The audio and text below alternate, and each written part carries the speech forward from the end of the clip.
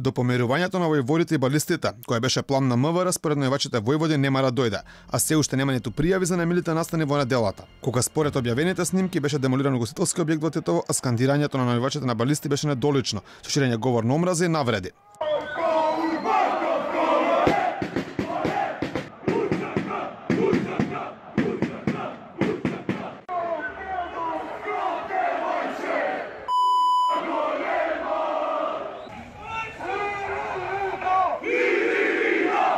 Министерот Спасовски вели дека превенција, а не казната ќе биде подобро решение. Репресијата не е најсоодветен метод во македонското општество, заради тоа што недостасува превенцијата. И затоа ние, овој вториот дел од превенцијата, не се откажуваме.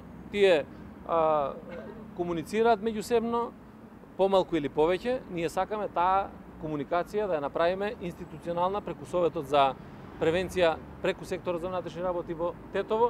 За разлика од уверувањата на министерот Спасовски дека има комуникација меѓу двете навивачки групи, војводите порачуваат оти шанси за помирување со балистите нема. Од таму велат дека невозможно се смируваат со навивачи кои повикуваат на голема Албанија, кои скандираат име на терористичка група која протерувала македонци од Тетовскиот регион, како една од причините го наведуваат и самото име на групата. Не сме подале рака на навивачите на Шкендија за помирување и за смирување на целата ситуација.